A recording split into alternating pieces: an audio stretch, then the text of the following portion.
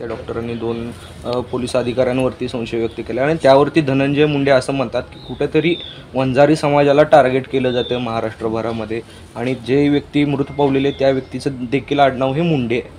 कसं पाहता याकडे? समजा जी मृत व्यक्ती डॉक्टर झालेली आहे आणि ज्यांनी हा गुन्हा केलेला आहे ते पोलीस खात्याचे कर्मचारी आहेत. शेवटी शासन त्याचा शोध घेणार आहे आणि जो आरोपी म्हणून ज्यावेळेस दोषी होईल त्याच्यावर कठोर कारवाई करणार आहे. काल मुख्यमंत्र्यांनी पण मला वाटतं जे पोलीस निरीक्षक होते त्यांनाही निलंबित केलेलं आहे. कुठल्या तरी एका खासदाराच्या पीएने त्यांना देखील प्रेशराइज्ड केल्याचा आरोप केला जातो. त्यांची जी चिठ्ठी सापडलेली आहे. मी पण ही बातमी टीव्ही मधूनच ऐकतो पण प्रत्यक्षात कोण खासदार आहे त्याचं नाव माहिती नाही. ज्यावेळेस ते निष्पन्न होईल तर खासदार असू द्या किंवा कुणीही असू द्या त्याच्यावर कठोर कारवाई केली जाईल.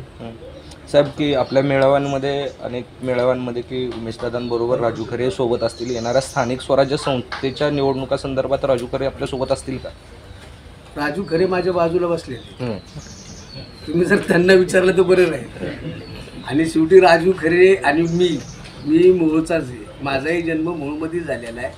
उमेश पाटील असतील, मी असेल, राजू खरे असतील, सच्च्या कार्यकर्त्याच्या पाठीशी आम्ही तिघही उभे असणार आहे.